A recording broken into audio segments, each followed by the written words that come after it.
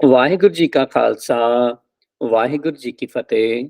ਸਿੱਖ teachings ਤੇ ਚੱਲ ਰਹੀਆਂ ਵੀਕਲੀ ਗੁਰਮਤਿ ਸੈਸ਼ਨਸ ਦੀਆਂ ਕਲਾਸਾਂ ਦੇ ਵਿੱਚ ਅਸੀਂ ਅੱਜ ਬੇਸਿਕਸ ਆਫ ਗੁਰਬਾਣੀ ਦੇ ਟੌਪਿਕ ਨੂੰ ਅੱਗੇ ਵਧਾਉਂਦਿਆਂ ਹੋਇਆਂ ਰਾਗ ਕਿੱਦਾਂ ਆਰਗੇਨਾਈਜ਼ ਕੀਤੇ ਗਏ ਨੇ ਗੁਰਬਾਣੀ ਦੇ ਅੰਦਰ, ਇਹਦੇ ਬਾਰੇ ਥੋੜਾ ਡਿਟੇਲ ਸਮਝਣ ਦੀ ਕੋਸ਼ਿਸ਼ ਕੀਤੀ। ਪਿਛਲੇ ਸੈਸ਼ਨ ਦੇ ਵਿੱਚ ਅਸੀਂ ਬੇਸਿਕ ਇੰਟਰੋਡਕਸ਼ਨ ਰਾਗ ਦੇ ਬਾਰੇ ਜਾਣੀ ਸੀ, ਪਰ ਅੱਜ ਅਸੀਂ ਉਹਨੂੰ ਕਿਵੇਂ ਹਰੇਕ ਰਾਗ ਨੂੰ ਕਿੱਦਾਂ ਇੰਡੈਕਸ ਕੀਤਾ ਗਿਆ ਉਹਦੇ ਬਾਰੇ ਥੋੜੀ ਜਿਹੀ ਜਾਣਕਾਰੀ ਹਾਸਲ ਕਰਨ ਦੀ ਕੋਸ਼ਿਸ਼ ਕੀਤੀ ਹੈ।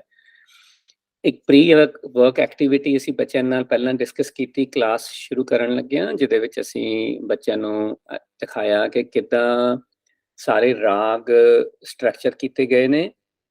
ਹਰੇਕ ਰਾਗ ਦੇ ਟਾਈਟਲ ਦੇ ਥੱਲੇ ਪਹਿਲਾਂ ਸਾਰੇ ਗੁਰਸਾਹਿਬਾਨ ਦੀ ਬਾਣੀ ਜਿਹੜੀ ਕਿ ਬਗੈਰ ਕਿਸੇ ਟਾਈਟਲ ਤੋਂ ਜਿਵੇਂ ਕਿ ਸ਼ਬਦ ਦੇ ਰੂਪ ਵਿੱਚ ਲਿਖੀ ਗਈ, ਫਿਰ ਉਸ ਤੋਂ ਬਾਅਦ ਹਰੇਕ ਰਾਗ ਦੇ ਟਾਈਟਲ ਦੇ ਥੱਲੇ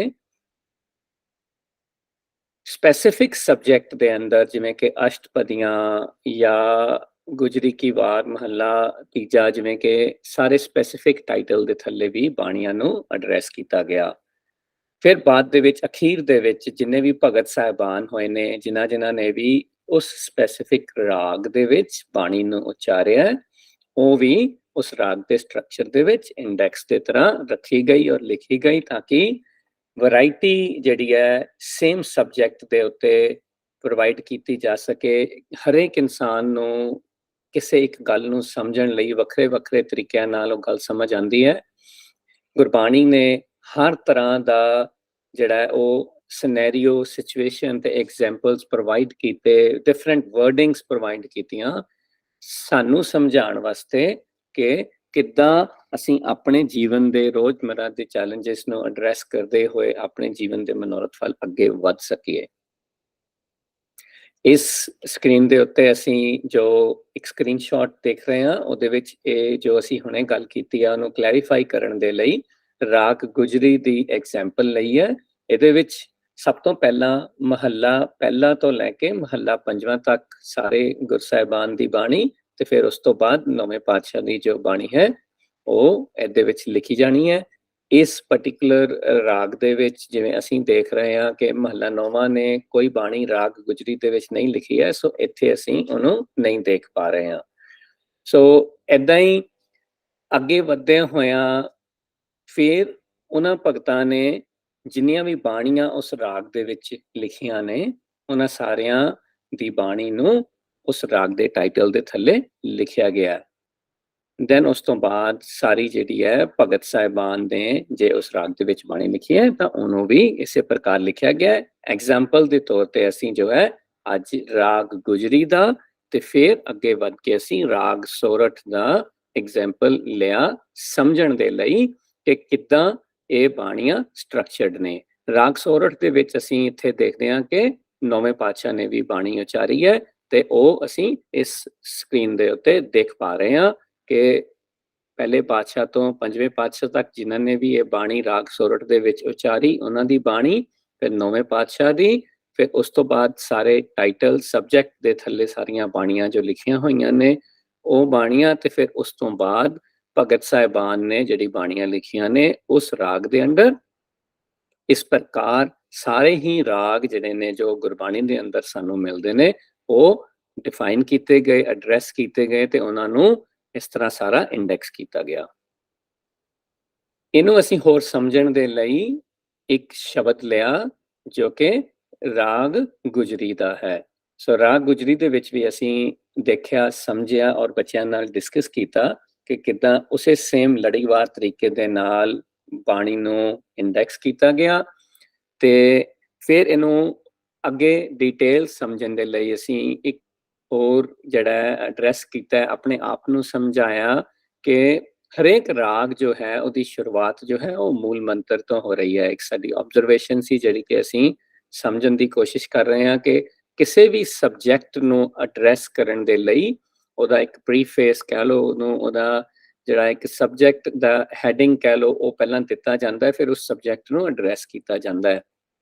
ਅਸੀਂ ਐਗਜ਼ਾਮਪਲ ਦੇ ਤੌਰ ਤੇ ਮੈਥਸ ਦਾ ਐਗਜ਼ਾਮਪਲ ਵੀ ਅੱਜ ਲਿਆ ਸੀਗਾ ਬੱਚਿਆਂ ਦੇ ਨਾਲ, ਜਿੱਥੇ ਕਿ ਅਸੀਂ ਅਲਜੈਬਰਾ ਤੇ multiplication and addition subtraction different subject ਜਿਹੜੇ ਨੇ ਮੈਥਮੈਟਿਕਸ ਦੇ ਅੰਡਰ ਜਿਹੜੇ ਆਉਂਦੇ ਨੇ, ਉਹ ਹਰੇਕ ਸਬਜੈਕਟ ਦੇ ਥੱਲੇ ਉਹਨਾਂ ਨੂੰ ਡਿਟੇਲ ਪਹਿਲਾਂ ਸਬਜੈਕਟ ਹੈਡਿੰਗ ਦੇ ਕੇ ਫਿਰ ਉਸ ਚੈਪਟਰ ਦੇ ਵਿੱਚ ਉਹਨਾਂ ਦੀਆਂ ਡਿਟੇਲ ਦਿੱਤੀਆਂ ਸਮਝਾਈਆਂ ਜਾਂਦੀਆਂ ਨੇ। ਇਸੇ ਪ੍ਰਕਾਰ ਹਰੇਕ ਰਾਗ ਦੇ ਵਿੱਚ ਪਹਿਲਾਂ ਮੂਲ ਮੰਤਰ ਐਕਸਪਲੇਨ ਕੀਤਾ ਗਿਆ ਹੈ। ਮੂਲ ਮੰਤਰ ਲਿਖ ਕੇ ਇਹ ਸਮਝਾਇਆ ਗਿਆ ਹੈ ਕਿ ਬਾਣੀ ਜੋ ਹੈ ਉਹ ਇਹ ਮੂਲ ਮੰਤਰ ਦੇ ਸਾਰੇ ਅੱਗੋਂ ਡਿਟੇਲ ਸਾਨੂੰ ਦੱਸ ਰਹੀ ਹੈ ਕਿ ਕਿਸ ਪ੍ਰਕਾਰ ਅਸੀਂ ਗੁਰਬਾਣੀ ਤੋਂ ਸੇਧ ਲੈਂਦੇ ਹੋਏ ਮੂਲ ਮੰਤਰ ਵਿੱਚ ਦਰਸਾਏ ਹੋਏ ਗੁਣਾਂ ਨੂੰ ਅਚੀਵ ਕਰ ਸਕਦੇ ਹਾਂ ਤੇ ਆਪਣੇ ਜੀਵਨ ਨੂੰ ਸੁਚੱਜੇ ਢੰਗ ਨਾਲ ਜੀ ਸਕਦੇ ਹਾਂ। ਸੋ ਇਹ ਵੀ ਅਸੀਂ ਜ਼ਰੂਰ ਦੇਖਣ ਨੂੰ ਮਿਲਿਆ। ਇੱਕ ਚੀਜ਼ ਹੋਰ, ਇਸ ਪਾਰਟਿਕੂਲਰ ਸ਼ਬਦ ਦੇ ਰਾਗ ਗੁਜਰੀ ਮਹੱਲਾ ਪਹਿਲਾ ਚੁੱਪ ਦੇ ਘਰ ਪਹਿਲਾ, ਐਗਜ਼ਾਮਪਲ ਦੇ ਤੌਰ ਤੇ ਅਸੀਂ ਇਹ ਵੀ ਸਮਝਿਆ ਕਿ ਇਹਦੀ ਇੰਡੈਕਸਿੰਗ ਕਿਵੇਂ ਕੀਤੀ ਗਈ ਹੈ।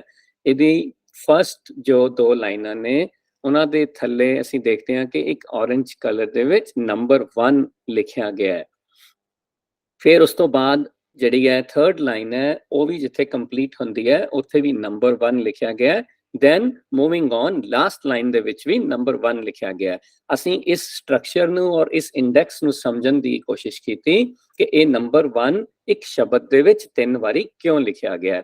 ਤਾਂ ਸਾਨੂੰ ਜੋ ਸਮਝਣ ਨੂੰ ਮਿਲਿਆ ਕਿ ਫਸਟ ਜਿਹੜਿਆ 2 ਲਾਈਨਾਂ ਤੋਂ ਬਾਅਦ ਜਦੋਂ ਪਹਿਲਾ ਨੰਬਰ 1 ਲਿਖਿਆ ਹੋਇਆ ਹੈ, ਉਹ ਨੰਬਰ 1 ਇਸ ਕਰਕੇ ਲਿਖਿਆ ਹੈ ਕਿ ਇੱਥੇ ਪਹਿਲਾ ਪਦਾ ਜੋ ਹੈ ਉਹ ਕੰਪਲੀਟ ਹੋ ਜਾਂਦਾ ਹੈ ਚੌਪਦੇ ਦਾ। ਫਿਰ ਉਸ ਤੋਂ ਬਾਅਦ ਤੀਜੀ ਲਾਈਨ ਦੇ ਵਿੱਚ ਨੰਬਰ 1 ਇਸ ਕਰਕੇ ਲਿਖਿਆ ਹੈ ਕਿ ਉਹ ਰਹਾਉ ਦੀ ਪੰਕਤੀ ਹੈ। ਸੋ ਇਹ ਸਾਡੀ ਆਬਜ਼ਰਵੇਸ਼ਨ ਹੋਰ ਇੱਕ ਸਿੱਖੀ ਹੈ ਜੋ ਅਸੀਂ ਜੋ ਬੱਚਿਆਂ ਨਾਲ ਵੀ ਸ਼ੇਅਰ ਕੀਤੀ ਹੈ ਕਿ ਰਹਾਉ ਦੀ ਪੰਕਤੀ ਗੁਰਬਾਣੀ ਵਿੱਚ ਜਿੱਥੇ ਵੀ ਆਈ ਹੈ ਉਹਦੇ ਉਸ ਪੰਕਤੀ ਦੇ ਨਾਲ ਹਮੇਸ਼ਾ ਨੰਬਰਿੰਗ ਦੇ ਤੌਰ ਤੇ ਇੰਡੈਕਸ ਦੇ ਤੌਰ ਤੇ ਨੰਬਰ 1 ਹੀ ਲਿਖਿਆ ਹੋਇਆ ਹੈ। ਤੇ ਫਿਰ ਲਾਸਟ ਲਾਈਨ ਦੇ ਵਿੱਚ ਜਿੱਥੇ ਨੰਬਰ 4 ਦੇ ਨਾਲ ਫਿਰ ਨੰਬਰ 1 ਲਿਖਿਆ ਹੋਇਆ ਹੈ, ਇੱਥੇ ਆ ਕੇ ਅਸੀਂ ਇਹ ਸਮਝਿਆ ਕਿ ਰਾਗ ਗੁਜਰੀ ਮਹੱਲਾ ਪਹਿਲਾ ਚੁੱਪ ਦੇ ਘਰ ਪਹਿਲਾ ਦਾ ਇਹ ਪਹਿਲਾ ਸ਼ਬਦ ਇੱਥੇ ਕੰਪਲੀਟ ਹੋ ਜਾਂਦਾ ਹੈ। ਇਸ ਤਰ੍ਹਾਂ ਹੀ ਅਸੀਂ ਇੱਕ ਹੋਰ ਗੁਜਰੀ ਮਹੱਲਾ ਪਹਿਲਾ ਦਾ ਸ਼ਬਦ ਜੋ ਹੈ ਉਹ ਲਿਆ। ਅਸੀਂ ਇਹਦੇ ਵਿੱਚ ਸਮਝਣ ਦੀ ਕੋਸ਼ਿਸ਼ ਕੀਤੀ ਇੰਡੈਕਸ ਨੂੰ ਕਿ ਇਹਦੇ ਵਿੱਚ 2 ਵਾਰ ਨੰਬਰ 1 ਲਿਖਿਆ ਗਿਆ ਤੇ 2 ਵਾਰ ਨੰਬਰ 2 ਲਿਖਿਆ ਗਿਆ।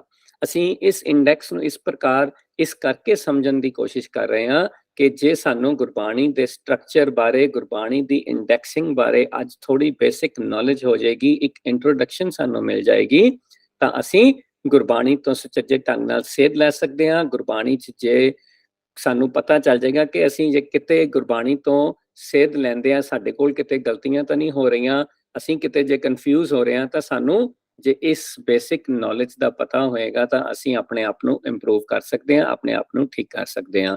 ਸੋ ਇਸ ਇੰਡੈਕਸਿੰਗ ਦੇ ਵਿੱਚ ਦੂਜੇ ਸ਼ਬਦ ਦੇ ਵਿੱਚ ਅਸੀਂ ਇਹ ਸਮਝਿਆ ਕਿ ਪਹਿਲੀ ਲਾਈਨ ਜੋ ਹੈ ਦੂਜੀ ਲਾਈਨ ਦੇ ਥੱਲੇ ਨੰਬਰ 1 ਲਿਖਿਆ। ਅਗੇਨ ਇੱਥੇ ਵੀ ਜੋ ਪਹਿਲਾ ਸਟੈਂਜ਼ਾ ਪਹਿਲਾ ਪੈਰਾਗ੍ਰਾਫ ਖਤਮ ਹੁੰਦਾ ਹੈ, ਫਿਰ ਉਸ ਤੋਂ ਬਾਅਦ 2 ਲਾਈਨਾਂ ਤੋਂ ਬਾਅਦ ਫਿਰ ਨੰਬਰ 1 ਜੋ ਹੈ ਉਹ ਰਹਾਉ ਦੀ ਪੰਕਤੀ ਕਰਕੇ ਉੱਥੇ ਨੰਬਰ 1 ਲਿਖਿਆ ਹੈ।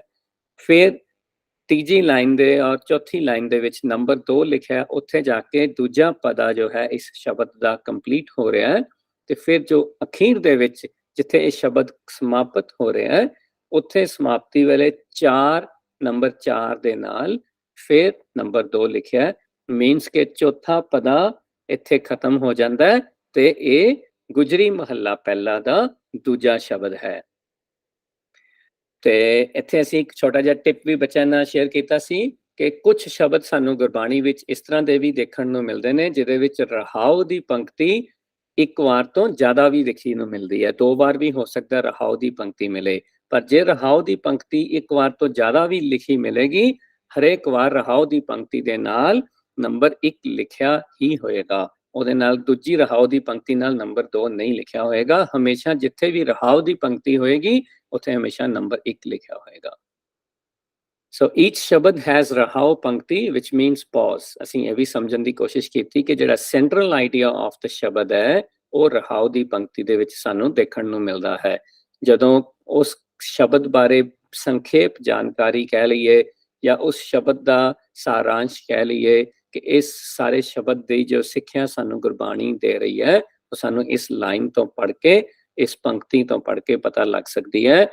ਕਿ ਸਾਨੂੰ ਗੁਰਬਾਣੀ ਕਿਸ ਡਾਇਰੈਕਸ਼ਨ ਵੱਲ ਲੈ ਕੇ ਜਾ ਰਹੀ ਹੈ ਤੇ ਕਿਸ ਪ੍ਰਕਾਰ ਸੇਧ ਦੇ ਰਹੀ ਹੈ। ਸੋ ਕੁਝ ਸ਼ਬਦਾਂ ਦੇ ਵਿੱਚ ਜਿਹੜਾ ਹੈ ਉਹ ਰਹਾਉ ਦੀ ਪੰਕਤੀ ਇੱਕ ਤੋਂ ਜ਼ਿਆਦਾ ਵੀ ਦੇਖਣ ਨੂੰ ਮਿਲਦੀ ਹੈ।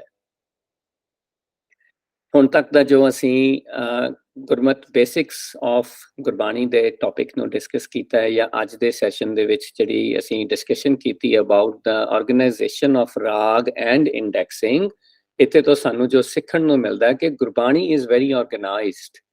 Concept of rags is used to organize teachings from various contributors. So ਹਰੇਕ ਜਿੰਨੇ ਵੀ divine individuals ਹੋਏ, ਜਿਨ੍ਹਾਂ ਨੇ ਵੀ ਗੁਰਬਾਣੀ ਨੂੰ ਲਿਖਿਆ, ਉਹ ਸਾਰਿਆਂ ਦੀਆਂ ਟੀਚਿੰਗਸ ਨੂੰ ਇਕੱਠਾ ਕਰਕੇ ਬੜੇ ਹੀ ਆਰਗੇਨਾਈਜ਼ਡ ਤਰੀਕੇ ਦੇ ਨਾਲ ਸਬਜੈਕਟ ਵਾਈਜ਼, ਟੌਪਿਕ ਵਾਈਜ਼ ਇਹਨੂੰ ਬੜਾ ਹੀ ਸੋਹਣਾ ਸਟਰਕਚਰ ਕਰਕੇ ਸਾਡੇ ਵਾਸਤੇ ਸਿੰਪਲ ਕਰਕੇ ਜਿਹੜਾ ਉਹ ਗੁਰਬਾਣੀ ਨੂੰ ਲਿਖਿਆ ਗਿਆ, ਸਾਡੇ ਤੱਕ ਪਹੁੰਚਾਇਆ ਗਿਆ। ਤੇ ਸਾਡੀ ਇੱਕ ਮੋਰਲ ਰਿਸਪੌਂਸਿਬਿਲਿਟੀ ਬਣਦੀ ਹੈ ਕਿ ਅਸੀਂ ਇਹਨੂੰ ਲੋੜੀਂਦੀ ਐਪਰੀਸੀਏਸ਼ਨ ਦਈਏ ਤੇ ਇਹਨੂੰ ਰਿਸਪੈਕਟ ਦੇ ਕੇ ਤੇ ਗੁਰਬਾਣੀ ਤੋਂ ਸੇਧ ਲੈ ਕੇ ਆਪਣਾ ਜੀਵਨ ਚੰਗੀ ਡਾਇਰੈਕਸ਼ਨ ਵੱਲ ਲੈ ਕੇ ਜਾਈਏ। Within each rag, first there are contributions from Mahalla Pehla to Panjwa and Nova. It is followed by Bhagat Bani with each rag. ਸੋ ਹਰੇਕ ਰਾਗ ਦੇ ਵਿੱਚ ਸਾਨੂੰ ਇਹ ਵੀ ਦੇਖਣ ਨੂੰ ਮਿਲਦਾ ਕਿ ਜਿਵੇਂ ਕਿ ਅਸੀਂ ਪਹਿਲਾਂ ਮੈਂਸ਼ਨ ਕੀਤਾ ਕਿ ਸਭ ਤੋਂ ਪਹਿਲਾਂ ਮਹੱਲਾ ਪਹਿਲਾ ਤੋਂ ਪੰਜਵਾਂ, ਫਿਰ ਮਹੱਲਾ ਨੌਵਾਂ ਤੇ ਉਸ ਤੋਂ ਬਾਅਦ ਫਿਰ ਭਗਤ ਸਾਹਿਬਾਨ ਦੀ ਬਾਣੀ ਜੋ ਹੈ ਉਹ ਹਰੇਕ ਰਾਗ ਦੇ ਵਿੱਚ ਇਸ ਪ੍ਰਕਾਰ ਲਿਖੀ ਹੋਈ ਹੈ। ਸੋ ਈਚ ਪੈਰਾਗ੍ਰਾਫ ਇਨ ਸ਼ਬਦ in Gurbani is indexed. This was to keep Gurbani intact. It made it impossible for anyone to make any changes or add anything into Gurbani. ਜਿਵੇਂ ਕਿ ਅਸੀਂ ਪਿਛਲੀ ਸਲਾਈਡ ਦੇ ਵਿੱਚ ਦੇਖਿਆ, ਹਰੇਕ ਲਾਈਨ, ਹਰੇਕ ਪੈਰਾਗ੍ਰਾਫ ਤੇ ਹਰੇਕ ਸਟੈਂਜ਼ਾ, ਹਰੇਕ ਸ਼ਬਦ ਬਹੁਤ ਹੀ ਰੋਬਸਟ ਤਰੀਕੇ ਦੇ ਨਾਲ ਇੰਡੈਕਸ ਕੀਤਾ ਗਿਆ ਹੈ। ਇਹ ਮੇਕ ਸ਼ੋਰ ਕੀਤਾ ਗਿਆ ਕਿ ਕਿਸੇ ਵੀ ਤਰ੍ਹਾਂ ਦੀ ਕੋਈ ਕਮੀ ਨਾ ਰਵੇ, ਕਿ ਕੋਈ ਵੀ ਬੰਦਾ ਇਹਦੇ ਵਿੱਚ ਕੋਈ ਚੀਜ਼ ਐਡ ਜਾਂ ਡਿਲੀਟ ਕਰ ਸਕੇ। ਇਹਨੂੰ ਬਹੁਤ ਹੀ ਜ਼ਿਆਦਾ ਵਾਈਜ਼ ਥਾਟ ਦੇ ਨਾਲ ਇੰਡੈਕਸਿੰਗ ਕੀਤੀ ਗਈ, ਆਰਗੇਨਾਈਜ਼ਿੰਗ ਕੀਤਾ ਗਿਆ ਸਾਰੀ ਗੁਰਬਾਣੀ ਨੂੰ, ਤਾਂ ਕਿ ਉਹ ਕਿ ਬਾਅਦ ਦੇ ਵਿੱਚ ਜਦੋਂ ਇਹ ਇੱਕ ਡਾਕੂਮੈਂਟ, ਇੱਕ ਗ੍ਰੰਥ ਸਾਡੇ ਕੋਲ ਜਦੋਂ ਇੱਕ ਗੁਰਬਾਣੀ ਦਾ ਖਰੜਾ ਤਿਆਰ ਹੋ ਜਾਂਦਾ ਹੈ, ਇਸ ਖਰੜੇ ਦੇ ਵਿੱਚ ਕਿਸੇ ਵੀ ਤਰ੍ਹਾਂ ਦੀ ਬਾਅਦ ਦੇ ਵਿੱਚ ਕੋਈ ਐਡੀਸ਼ਨ ਜਾਂ ਡਿਲੀਸ਼ਨ ਨਾ ਕੀਤੀ ਜਾ ਸਕੇ। There are quite a few banis that are not under the headings of any rag. They either come at start of Guru Granth Sahib or towards the end. For example, Japji Sahib ਦੀ ਜਿਹੜੀ ਬਾਣੀ ਹੈ, it comes at the start and doesn't have any rag. ਸੋ ਅਸੀਂ ਇਹ ਵੀ ਸਿੱਖਣ ਨੂੰ ਮਿਲਿਆ ਸਾਨੂੰ, ਅਸੀਂ ਇਹ ਵੀ ਅੱਜ ਕੋਸ਼ਿਸ਼ ਕੀਤੀ ਸਮਝਣ ਦੀ ਕਿ ਕੁਝ ਬਾਣੀਆਂ ਐਸੀਆਂ ਵੀ ਨੇ ਜਿਹੜੀਆਂ ਕਿ ਕਿਸੇ ਵੀ ਰਾਗ ਦੇ ਅੰਡਰ ਨਹੀਂ ਆਉਂਦੀਆਂ, ਜਾਂ ਉਹ ਬਾਣੀਆਂ ਜੋ ਨੇ ਉਹ ਗੁਰੂ ਗ੍ਰੰਥ ਸਾਹਿਬ ਦੇ ਜਾਂ ਤਾਂ ਸਟਾਰਟ ਦੇ ਵਿੱਚ ਜਾਂ ਬਿਲਕੁਲ ਐਂਡ ਦੇ ਵਿੱਚ ਲਿਖੀਆਂ ਹੋਈਆਂ ਨੇ। ਐਗਜ਼ਾਮਪਲ ਦੇ ਤੌਰ ਤੇ ਅਸੀਂ ਇਹ ਵੀ ਸਮਝਿਆ ਕਿ ਜਪਜੀ ਸਾਹਿਬ ਦੀ ਬਾਣੀ ਜਿਹੜੀ ਕਿ ਅਸੀਂ ਸਾਰੇ ਰੋਜ਼ ਪੜ੍ਹਦੇ ਹਾਂ, ਬੱਚਿਆਂ ਨੂੰ ਅਸੀਂ ਅੱਜ ਡਿਸਕਸ ਕੀਤਾ ਕਿ ਉਹ ਬਾਣੀ ਜੋ ਹੈ ਉਹ ਗੁਰੂ ਗ੍ਰੰਥ ਸਾਹਿਬ ਦੇ ਸਟਾਰਟ ਵਿੱਚ ਆਉਂਦੀ ਹੈ, ਪਰ ਉਹ ਕਿਸੇ ਰਾਗ ਦੇ ਵਿੱਚ ਨਹੀਂ ਲਿਖੀ ਹੋਈ। ਇਸੇ ਪ੍ਰਕਾਰ ਸਿਮਿਲਰਲੀ ਭੱਟਾਂ ਦੇ ਸਵਈਏ, ਸ਼ਲੋਕ ਐਂਡ ਗੁਰੂ ਤੇਗ ਬਹਾਦਰ ਜੀ ਦੇ ਸ਼ਲੋਕ, ਕਬੀਰ ਜੀ ਦੇ ਜਾਂ ਫਰੀਦ ਜੀ ਦੇ, ਇਹ ਸਾਰੇ ਜਿਹੜੇ ਟੁਵਰਡਸ ਦੀ ਐਂਡ ਜਿੱਥੇ ਗੁਰੂ ਗ੍ਰੰਥ ਸਾਹਿਬ ਦੇ ਅਖੀਰ ਦੇ ਵਿੱਚ ਆਉਂਦੇ ਨੇ, ਇਹ ਵੀ ਕਿਸੇ ਵੀ ਰਾਗ ਦੇ ਵਿੱਚ ਨਹੀਂ ਲਿਖੇ ਹੋਏ। ਸੋ ਇਸ ਪ੍ਰਕਾਰ ਅਸੀਂ ਇਸ ਸਬਜੈਕਟ ਨੂੰ ਸਮਝਣ ਦੀ ਕੋਸ਼ਿਸ਼ ਕਰ ਰਹੇ ਹਾਂ ਇੰਟਰੋਡਕਟਰੀ ਸੈਸ਼ਨਸ ਦੇ ਵਿੱਚ ਕਿ ਗੁਰਬਾਣੀ ਨੂੰ ਕਿਸ ਪ੍ਰਕਾਰ ਲਿਖਿਆ ਗਿਆ, ਕਿਹੜੇ ਤਰੀਕੇ ਵਰਤੇ ਗਏ, ਮੈਸੇਜ ਨੂੰ ਸਿੰਪਲੀਫਾਈ ਕਰਕੇ ਯੈਟ ਮੇਕ ਸ਼ੋਰ ਕਰਦੇ ਹੋਏ ਕਿ ਹਰੇਕ ਟੌਪਿਕ ਨੂੰ, ਹਰੇਕ ਟਾਈਟਲ ਨੂੰ ਬਹੁਤ ਹੀ ਸੋਹਣੇ ਤਰੀਕੇ ਦੇ ਨਾਲ, ਰੋਬਸਟ ਤਰੀਕੇ ਦੇ ਨਾਲ, ਉਹ ਬੜੀ ਹੀ ਸਟ੍ਰੇਟ ਡਾਇਰੈਕਸ਼ਨ ਦੇ ਨਾਲ ਐਡਰੈਸ ਕੀਤਾ ਗਿਆ ਕਿ ਅਸੀਂ ਜੇ ਅੱਜ ਇੱਕ ਟਰੂ ਸੀਕਰ ਦੇ ਵਾਂਗ ਗੁਰਬਾਣੀ ਤੋਂ ਸੇਧ ਲੈਣਾ ਚਾਹੀਏ ਤਾਂ ਸਾਡੇ ਕੋਲ ਕੋਈ ਵੀ ਐਕਸਕਿਊਜ਼ ਨਹੀਂ ਰਹਿ ਜਾਂਦਾ। ਸਾਡੀ ਪੂਰਜ਼ੋਰ ਕੋਸ਼ਿਸ਼ ਹੋਣੀ ਚਾਹੀਦੀ ਹੈ ਕਿ ਅਸੀਂ ਇਸ ਬਹੁਤ ਵੱਡੀ ਐਫਰਟ ਨੂੰ ਜਿਹੜਾ ਉਹ ਵਿਅਰਥ ਨਾ ਗਵਾਈਏ ਔਰ ਗੁਰੂ ਸਾਹਿਬ ਦੇ ਵਿਜ਼ਨ ਨੂੰ ਆਪਣੇ ਜੀਵਨ ਦੇ ਵਿੱਚ ਲੈ ਕੇ ਆ ਕੇ ਉਸ ਗੁਰਬਾਣੀ ਤੋਂ ਸਿੱਖਿਆ ਲੈ ਕੇ ਆਪਣੇ ਜੀਵਨ ਨੂੰ ਇਸ ਦੇ ਮਨੋਰਥ ਵੱਲ ਅੱਗੇ ਤੋਰ ਸਕੀਏ।